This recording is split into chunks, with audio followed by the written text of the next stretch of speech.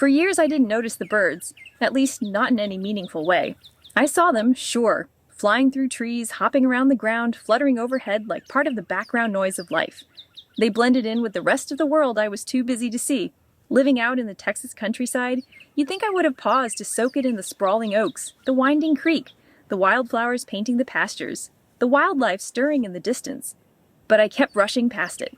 I was a businesswoman with a packed schedule, a wife to my husband, a mother to 4 daughters, and life was a constant sprint. Our acres rolled out in open pasture, dotted with wildflowers, the trees not close but circling us from afar. It was pretty, sure, but it sat right on the main road of our neighborhood, alive with the hum of cars along the country main road. I barely had a moment to glance up, let alone take time to appreciate what was around me. Then there were the birds. Oh, the birds. They were everywhere, especially the little brown ones that seemed to invade every corner of our property.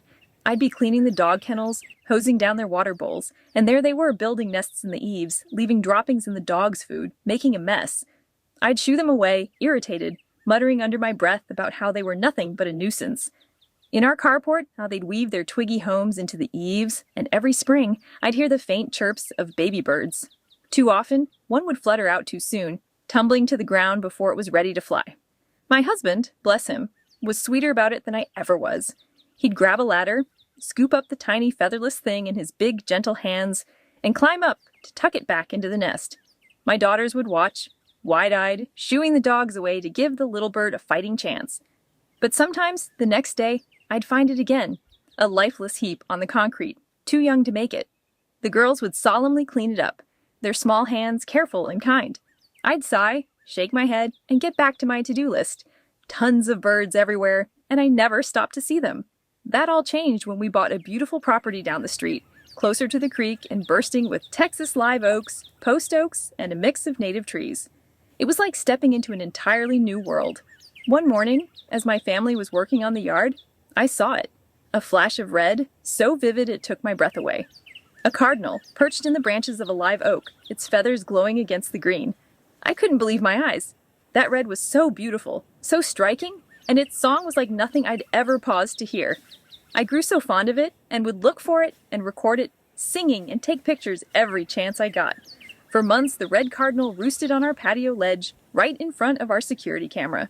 I got to watch it day after day, its bright feathers a constant splash of color against the gray Texas winter.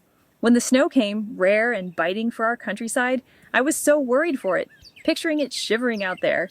But then I saw how it fluffed its feathers, tucked in tight, and kept going, perfectly made to weather the cold. It was wonderful, a quiet marvel, and I couldn't help but think of how God designed even this small creature to endure. It was then I started my journey to becoming an official bird lover. My husband, ever the sweetheart, built a custom bird feeder, and soon our yard was alive with visitors. Cardinals, finches, and those familiar brown birds I'd barely noticed before. One day, our bird camera caught several of those brown birds hopping around the feeder. Curious, I used a bird identification app to look them up, and the result came back, house sparrow. That's when it hit me. A verse from the Bible slipped into my mind and stopped me cold. Are not 5 sparrows sold for 2 copper coins? And not one of them is forgotten, before God. Luke 12:6, 5 sparrows, 2 pennies. That's all they were worth in ancient Israel. A handful of little lives traded for pocket change, the kind of bargain the poorest of the poor could scrape together. They were so common, so unremarkable, that I could imagine a woman in a dusty marketplace handing over her coins without a second thought. And yet, Jesus says, not one of them is forgotten.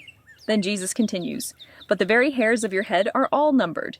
Do not fear, therefore. You are of more value than many sparrows. Luke 12:7. That day something shifted in me. The sparrows weren't a nuisance anymore. They weren't background noise. They became a reminder. God sees what the world overlooks. He values what we ignore. And without even realizing it, that moment changed me. I started paying attention. I started watching. I started learning their habits, their songs, their tiny lives. And somewhere along the way, I became a bird lover. Not because the birds changed. I began to understand that even the birds exist to bring glory to God, revealing His creative power, His intentional design, and His sustaining care.